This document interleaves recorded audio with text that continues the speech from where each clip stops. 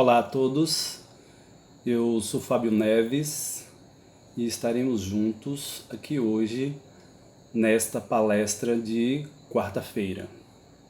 Antes de iniciar, peço que vocês entrem num processo de relaxamento, num estado de liberar as energias negativas, que cada um de vocês, se possível e quiser, possa fechar os olhos, relaxar e que possamos fazer uma oração, uma prece, para que nós nos sintamos sintonizados com as boas energias e com os bons fluidos que o universo tem a nos oferecer todos os dias. Então, nesse momento, relaxe. Procure uma posição confortável, distensione seus músculos, suas mandíbulas, procure uma posição que você se sinta confortável. Permita que as boas energias do universo, que os bons fluidos espirituais possam chegar até você, te harmonizando, te conduzindo a um estado propício para que a espiritualidade possa se comunicar, passar a sua mensagem,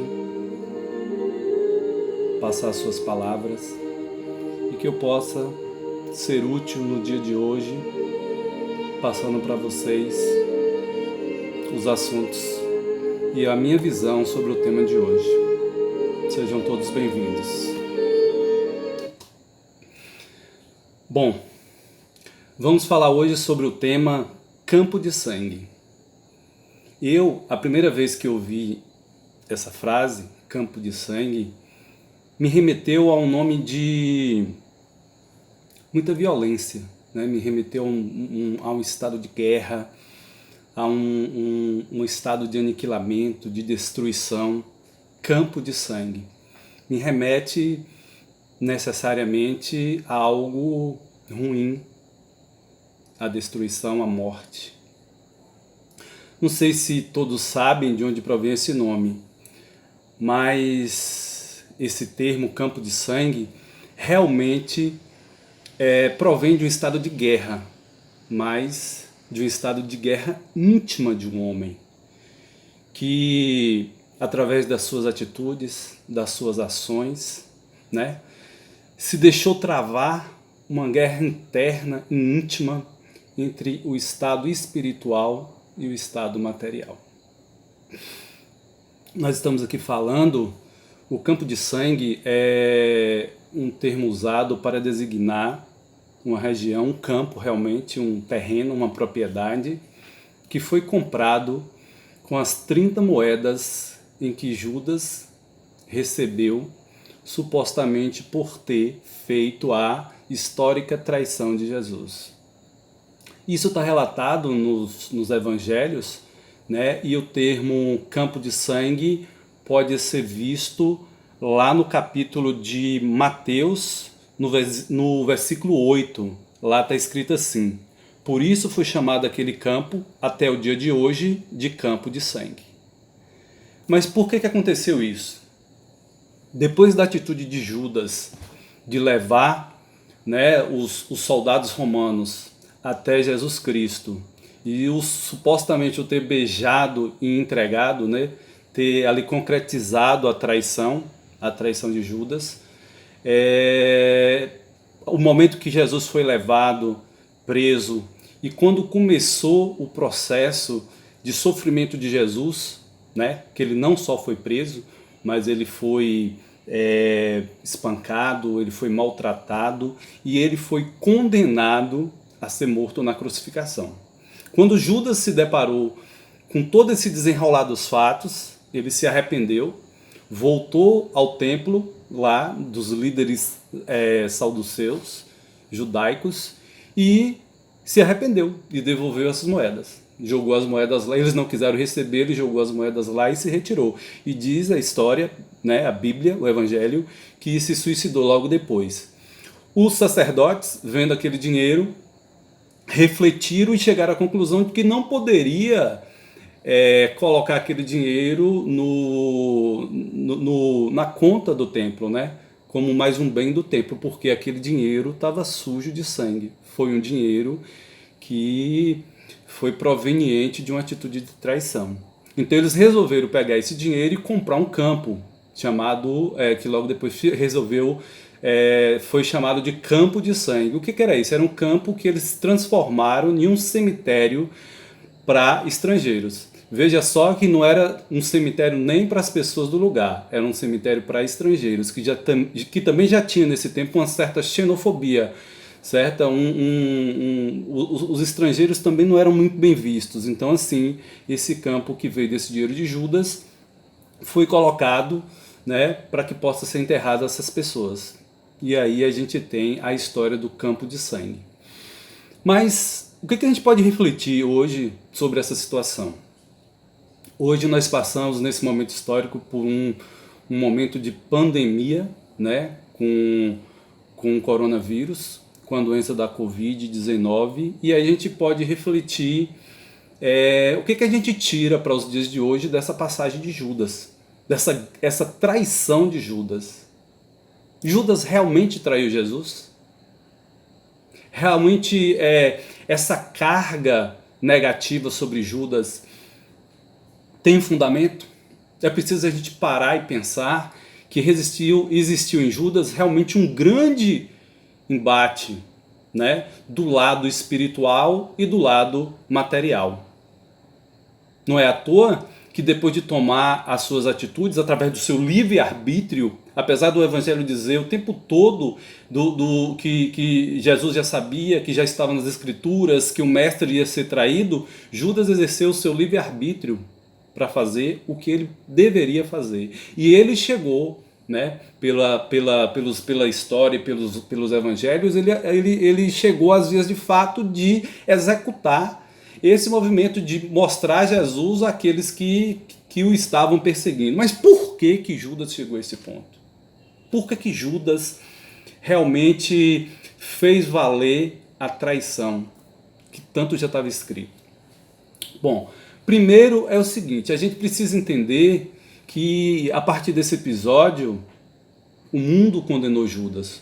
O nome Judas é um nome repudiado, é um nome odiado, é um nome desprezível, né? Nenhum outro nome na história parece carregar uma carga tão negativa como o nome de Judas, né? Até hoje nós temos ditados populares pejorativos. O lugar onde Judas perdeu a bota, que significa o quê? Um lugar esquecido, um lugar desprezível, um lugar longe, onde não presta para nada, né? Você tem o beijo de Judas, que é o beijo da traição. E uma coisa, e assim, ainda nos dias de hoje, em cidades do interior e até na periferia de grandes cidades, você ainda tem o episódio da queima de Judas, né? A malhação de Judas, que até hoje se faz bonecos de pano com bombinhas dentro, e depois das pessoas baterem muito nesse boneco, ele é queimado, né? Içado numa vara e queimado. Quer dizer, um lixamento público simbolizando alguém de um evento de 2000 anos atrás. Olha como essa imagem de Judas está sendo julgado, né? A imagem está sendo julgada, está sendo executada ainda nos dias de hoje. Porque é possível que se ele não tivesse se suicidado, como está lá nos livros históricos, é possível que ele teria sido condenado, ele teria sido, inclusive, morto por pessoas na época. Porque ele foi, né, assim, esqueceram daquilo que Jesus disse, né, perdoai 70 vezes 7. E Judas não foi perdoado nem lá e nem agora. Continua sendo execrado. Perceba uma coisa, Judas é um nome lindo em grego, que quer dizer abençoado, elogiável. E vocês percebam que não tem, assim, o nome de Judas. Eu não conheço pessoalmente nenhuma pessoa que tem o nome de Judas, né? Eu nunca vi uma pessoa se chamar Judas. E vou contar um episódio para vocês. Existiam dentre os discípulos de Jesus que dizem que eram 12, dois Judas.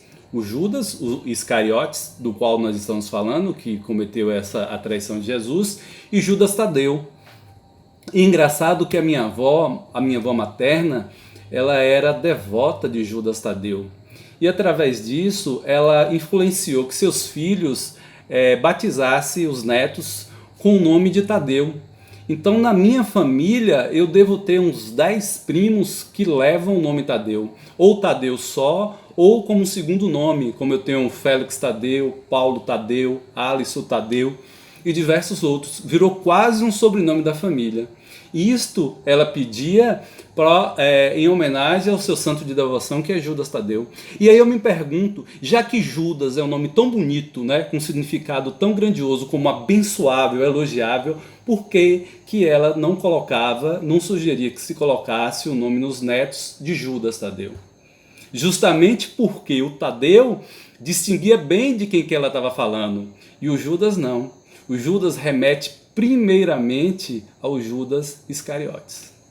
Então veja só o tipo de discriminação, né, que essa figura sofreu, e possivelmente, se a gente não mudar um pouco a maneira de olhar as coisas, sofrerá ainda, talvez, por um bom tempo.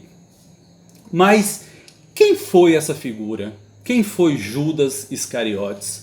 Por que ele se envolveu nesse episódio, né, da prisão e da crucificação de Cristo? Primeiro, tem uma coisa interessante.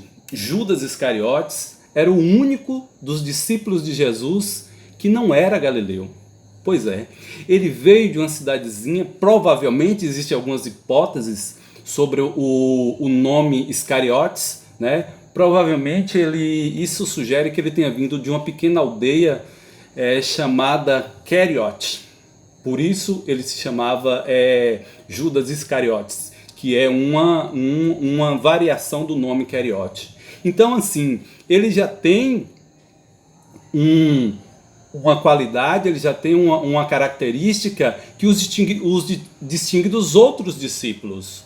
Todos os outros discípulos eram galileus. Judas não era galileu. Tá?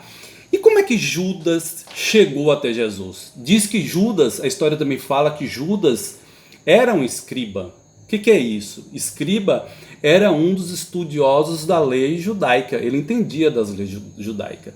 E para isso, um escriba poderia exercer algumas funções mais qualificadas naquele tempo. Ele poderia ser um arquivista, ele poderia ser um secretário, ele poderia ser um contador, né? Inclusive, no Evangelho de João,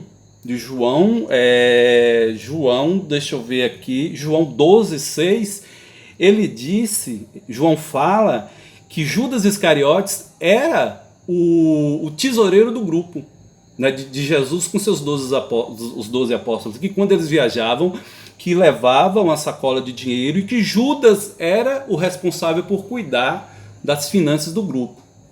Então, se vê aqui que ele já tinha uma característica diferente, né?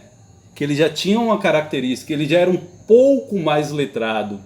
Mas vocês percebam também o seguinte: Jesus sempre procurou os mais pobres, os mais humildes e os mais excluídos para escolher como seus discípulos.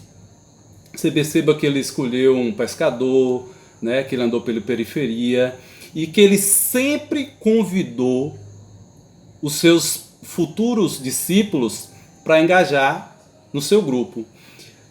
Todo discípulo que chegou até Jesus, ele chegou através de um convite de Jesus, o que parece não ter sido o caso de Judas, né? Pelo que Mateus fala no capítulo 8, no versículo 19, que provavelmente um discípulo anônimo chegou até Jesus e disse o seguinte, e esse discípulo anônimo teria sido Judas Iscariotes, que ele se aproxima de Jesus e diz o seguinte: mestre, seguir-te-ei para onde quer que fores. Perceba que Judas se ofereceu. Segundo o Evangelho, Judas não foi convidado para ser um discípulo de Jesus. Ele se convidou, né? E isso não era uma situação comum naquela época. Naquela época, o mestre era quem convidava os seus aprendizes, né? Um aprendiz não podia se oferecer para o mestre, não era de bom tom. O mestre, através da sua vivência, da sua maturidade, da sua experiência, da sua percepção, e Jesus tinha isso como ninguém, né? É quem enxergava as qualidades, as possíveis qualidades de um aprendiz para que ele pudesse crescer, principalmente espiritualmente, como é o caso de Jesus, né? E veja mais o seguinte, Jesus respondeu de uma maneira bem fria e dura, digamos assim.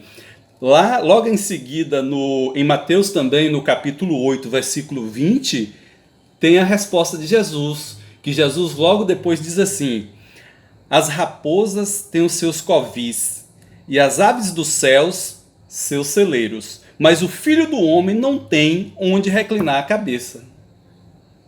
Veja bem, Jesus costumava chamar para andar com ele os simples, os humildes, os excluídos. O que ele quis mostrar para Judas nesse primeiro momento? Você quer vir? Venha, Judas. Agora aqui você não vai ter dinheiro, você não vai ter conforto e você não vai ter status materiais. Estou lhe convidando, estou lhe aceitando. Inclusive é uma resposta, digamos assim, dura, né? Ele não estava muito satisfeito, mas também não negou. Então, se você quer vir, venha. E desde o início, Jesus estava convencido de que Judas não estava convertido, né? Ele tinha um livre-arbítrio ainda para se converter. Ele percebia. Por que ele não convidou Judas? Porque ele percebia que ainda era um coração muito materialista, era ainda um espírito muito voltado para as coisas do aqui e do agora. Então, por isso que Jesus não tomou a iniciativa de o convidar, porque não percebia essa espiritualidade aflorando em Judas Iscariotes, né? Mas a gente também não pode esquecer que Judas, os livros sagrados falam que Judas andou com Jesus cerca de 3 anos e meio. Jesus, o homem que aqui esteve, era um dos seres humanos é o ser humano mais extraordinário que já pisou, né, nesse planeta. Ele foi o maior contador de histórias que já existiu. Ele era um narrador fantástico. Ele era o maior psicólogo. Ele sabia ler, né, as expressões do humano. Ele era o maior pedagogo que já existiu. Ele era um grande cientista, tinha conhecimentos que ultrapassavam o seu tempo. Ele era um ser humano amável, amoroso. Ele tinha palavras para qualquer um que chegasse até ele. Ele sabia acolher os mais cultos e os mais humildes. Agora, imagine, ele era um ser humano, ele era um homem tão extraordinário que dizia que Jesus tinha uma áurea, uma percepção extracorpórea que chegava a 4, 5 metros. Ele era capaz de passar por entre as pessoas e nessa distância ser sentido, quando as pessoas realmente abriam o coração para ele, ele podia perceber isso.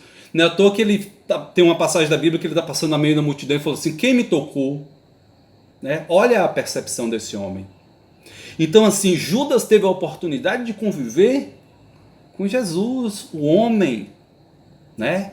Esse espírito fantástico aqui encarnado. Será que não foi possível que Judas, durante 3 anos e meio, muitas vezes dormindo sobre o mesmo teto que Jesus, comendo, fazendo as refeições juntos, convivendo, não tenha percebido isso? Claramente que sim. Claramente que ele sabia quem era Jesus. Só que Judas era um revolucionário. Judas era um revolucionário. Era um dos muitos que queria libertar a sua terra, né, do jugo romano, do poder romano. Ele queria muito libertar o seu povo. E parece que a primeira visão de Judas foi essa. Ele enxergou em Jesus a oportunidade de conseguir libertar o seu povo. E quando ele viu Jesus entrando na cidade, sendo saudado pelo povo naquele evento do Domingo de Ramos, né, as pessoas sacudindo os ramos, acolhendo a chegada de Jesus, e aquilo saltou aos olhos de Judas. Ele falou assim: pronto, eu tenho o líder que nós precisamos para fazer a revolução que nós necessitamos. Então ele enxergava em Jesus a figura perfeita para poder libertar o seu povo. Só que andando com Jesus, Judas viu um problema. Judas, como eu disse para vocês no início, tem um embate espiritual e material. Ele não poderia nunca não acreditar que Jesus é um espírito elevado, digno, vibrante, iluminado. Ao mesmo tempo que ele achava que não podia esperar, que era o aqui e agora, né? E baseado nas escrituras que dizia que viria um Messias libertador, Judas falou: é ele. Só que ele está demorando demais, eu preciso intervir nisso. Ele era um estudioso das leis judaicas. Eu preciso intervir nisso. Eu preciso fazer com que Jesus haja o quanto antes, porque o nosso povo está sofrendo. O nosso povo está subjugado pelo poder romano. Precisamos parar com isso. Precisamos tomar as rédeas da política da nossa terra. O nacionalismo falava alto e ele queria fazer isso o quanto antes. Então Judas pensou o seguinte: poxa, Jesus tem todas as características de ser o rei que nós precisamos. Vamos agora criar as condições para que ele possa executar o que já está escrito nas Escrituras, que é libertar o povo dessa terra. Então Judas, na sua incapacidade de enxergar além da matéria, ele viu que Jesus era o rei que aquela terra, que aquele reino precisava. Aquele reino material, aquele reino de uma divisão geográfica precisava. E aí ele colocou em prática o seu plano, que foi o seguinte: ele procurou os líderes religiosos da época, né, os líderes saduceus, né, e combinou com eles que teria um plano para libertar aquela terra do poderio romano. Lembre-se que as lideranças judaicas tinham um poder, naquela época ali, exerciam um poder ainda, né? Assim, eles compartilhavam com Pôncio Pilatos, né? Assim, eles tinham alguma liberdade de ainda agir, de ter algumas coisas que eles decidiam e tal, tinha uma certa interferência, né? Assim, Roma veio, mas ainda permitiu que eles usassem de alguma forma. Só que o que Judas não enxergou era o seguinte: existia ali duas grandes forças, uma espiritual e a outra material. Roma era a matéria, era materialista em si. César era considerado um deus. Então Roma queria, porque queria, o poder da matéria, o poder sobre a terra. Queria expandir o seu império o máximo que ele pudesse. Ter povos sob a sua dominação quanto pudesse. Expandir o máximo possível. Então Roma queria o poder na terra. Só que os líderes judeus daquela época queriam o poder do céu. Queria ser os líderes de Deus, queria ser a palavra de Deus na terra. Percebam que eram duas forças opostas e antagonistas agindo, e Judas entrou no meio com o seu plano. Ele não entendia a artimanha política que viria por aí, porque no momento que os líderes judeus enxergaram que Jesus também era um líder espiritual, eles disseram assim: não, se a gente deixar Jesus virar o nosso rei, nós perderemos o poder sobre o céu. Deixaremos de ter a influência, deixaremos de ser a voz de Deus. Porque num conceito de religião. Religião é instrumento de dominação. E eles queriam ter essa dominação. Só que Judas chegou com um plano que era o seguinte: olha, vamos fazer o seguinte, eu entrego Jesus, tá? Jesus é preso, né? Fica resguardado na prisão.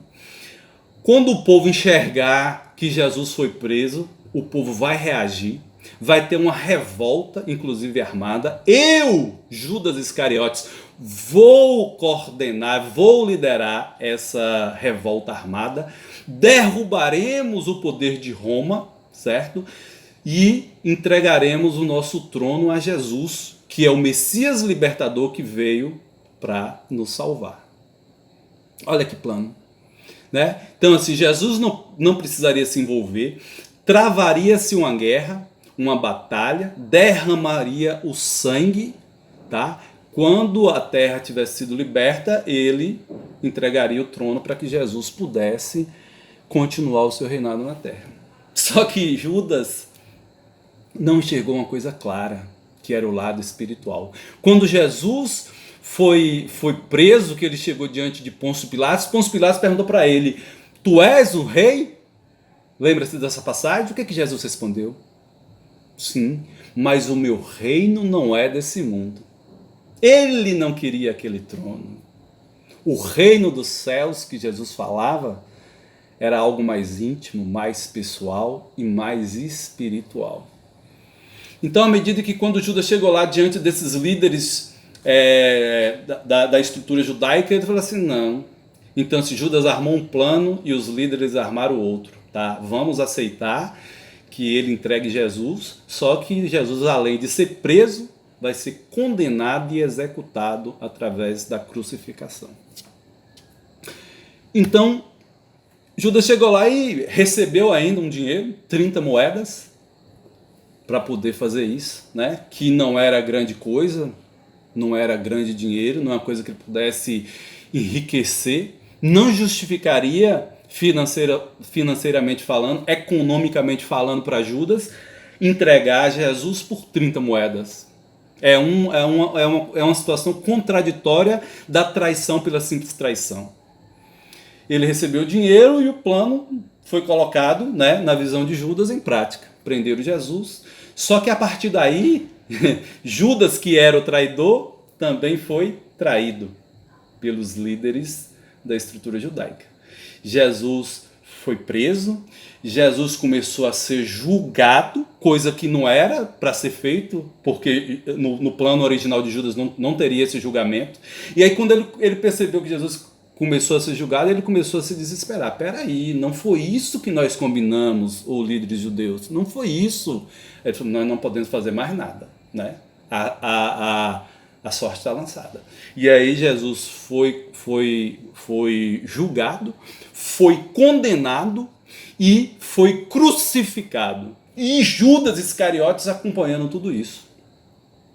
Perceba o conflito dentro desse ser humano. Perceba a dor desse espírito que não queria a morte do mestre. Ele queria fazê-lo rei. Ele quis ajudar. Só que a limitação de visão que ele tinha não deixou enxergar onde era o reino que Jesus queria, o trono que Jesus queria sentar. E essa angústia foi tão grande, esse desespero foi tão grande, que dizem que ele voltou aos líderes, né, ao templo judeu, quis devolver as moedas, eles não aceitaram. Não, nós pagamos pelo seu serviço, está pago.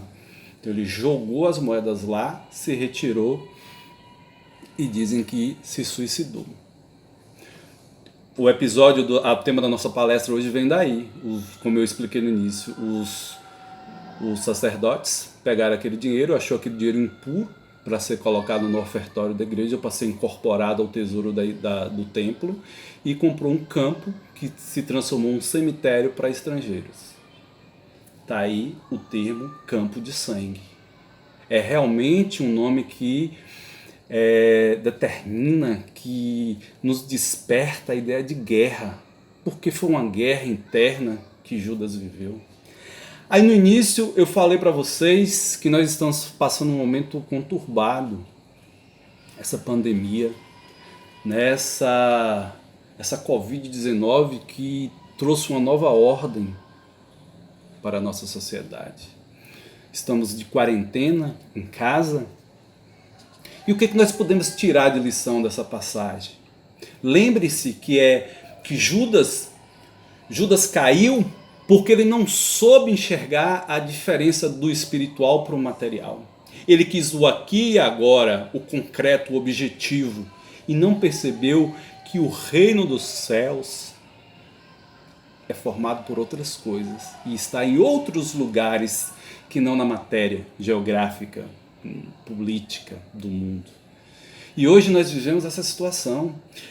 Muitos teóricos diziam que o mundo poderia se transformar radicalmente através de uma terceira guerra mundial. E as grandes potências se prepararam para essa terceira guerra mundial, com armamento fantástico, com satélites de monitoramento de suas fronteiras, com desenvolvimento de tecnologia, de informação, de informática, para poder blindar suas fronteiras, mísseis teleguiados, armas atômicas, armas teleguiadas por computador, mísseis espiões, pequenos espiões, robôs, que conseguem monitorar.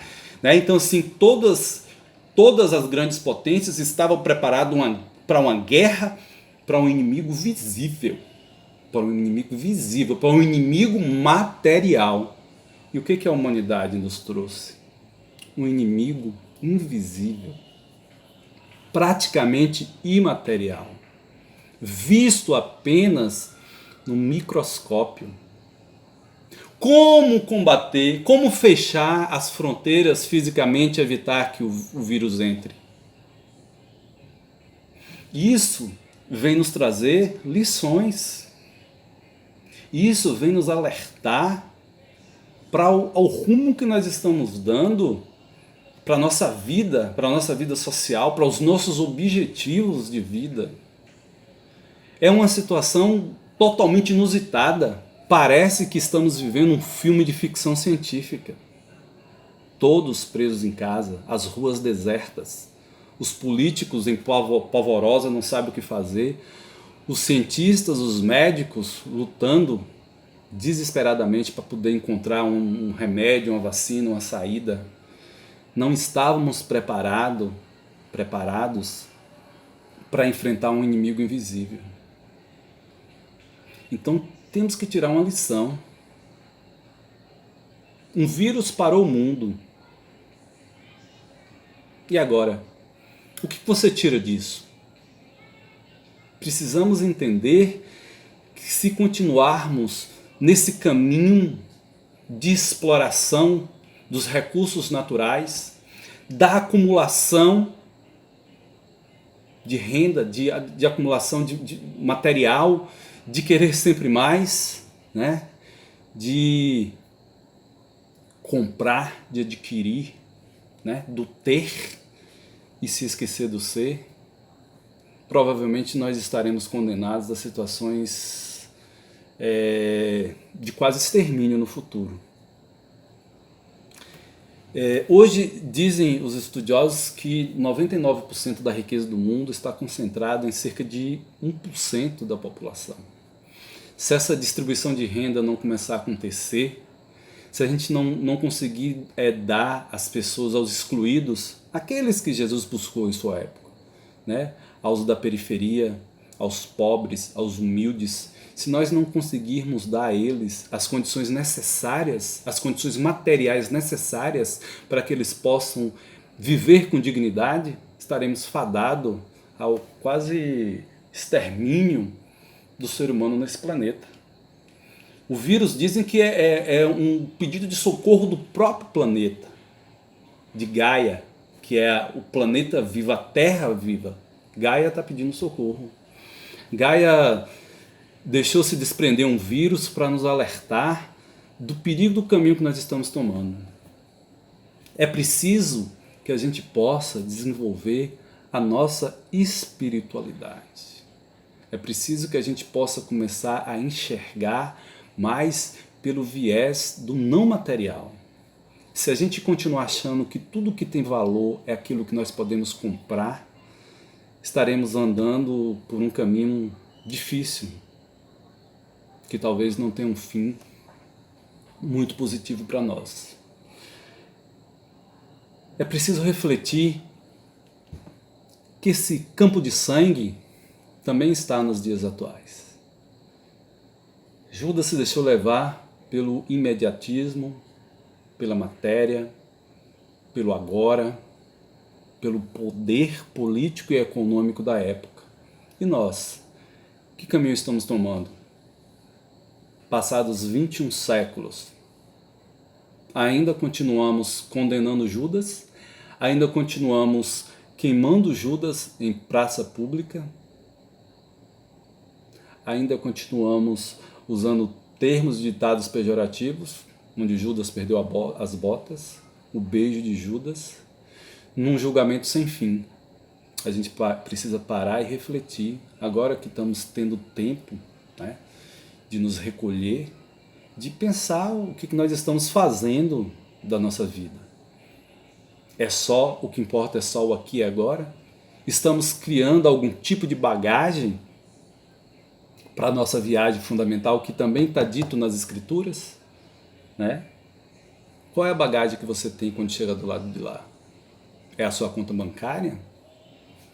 É a sua declaração de imposto de renda com bens, com móveis, com automóveis, com aplicações, com ações? Ou é o bem que você fez? O amor que você deu? O tempo que você dedicou àqueles que precisavam? Aprenda a ser um ouvinte. Aprenda a escutar as pessoas, a se doar às pessoas. Aprenda primeiro a ouvir você mesmo. Quem é você? Você se conhece? É preciso ter autoconhecimento. É preciso se questionar quem eu sou. Você já sabe qual é o seu objetivo nessa vida? Qual é o seu propósito? É viver por viver? É trabalhar por trabalhar? Para ganhar o dinheiro? Para comprar bens e comida?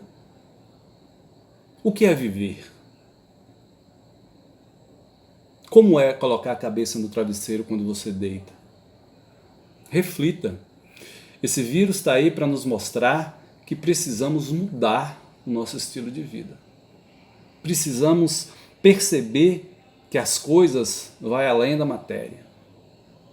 Que nós somos seres universais. Que não vamos findar com o fim desse corpo. Nosso espírito é eterno. Faça por merecer ter uma vida melhor. Construa uma vida melhor no futuro agora. O momento é de se despertar, de se deixar entender que o lado espiritual tem muito mais poder do que a gente imagina.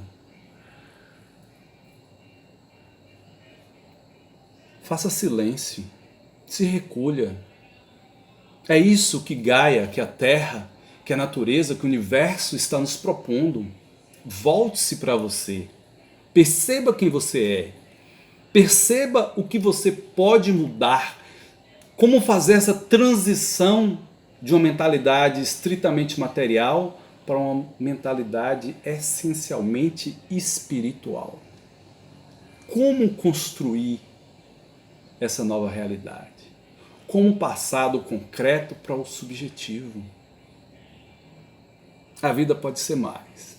A vida pode ser mais bela, a vida pode ser mais alegre, a vida pode ser mais poética, a vida pode ser mais sonhadora, a vida pode ser mais melhor vivida, melhor aproveitada.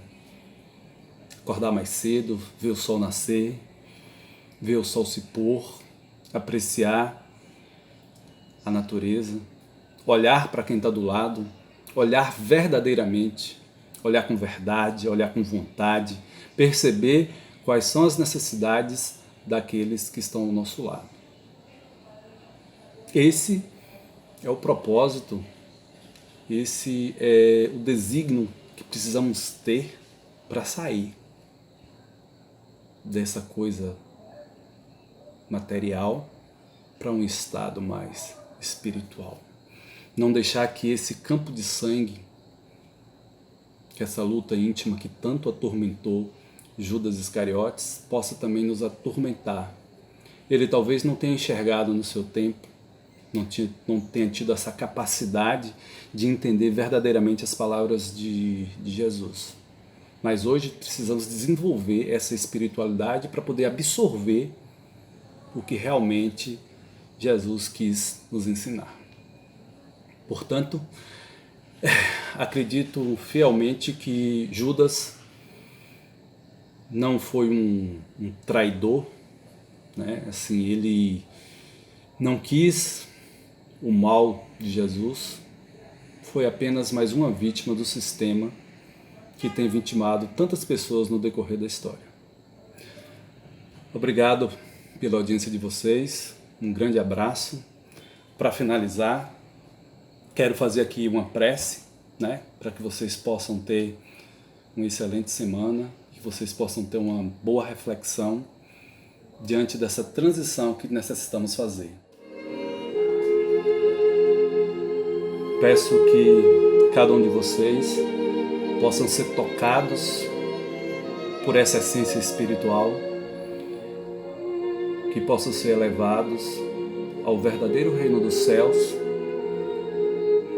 que aquele homem de Nazaré veio nos propor, que possamos deixar cair os obstáculos que tapam a nossa visão, que possamos entender a necessidade de mais espiritualidade em nossa vida, de mais espiritualização, de mais religiosidade. Que o Cristo, que o Jesus possa estar conosco a cada dia, nos auxiliando, nos conduzindo, e que possamos agir diferentemente de Judas, mesmo sem querer, porque hoje já somos espíritos mais conscientes e necessitamos estar em busca de uma vida melhor. Um abraço a todos vocês.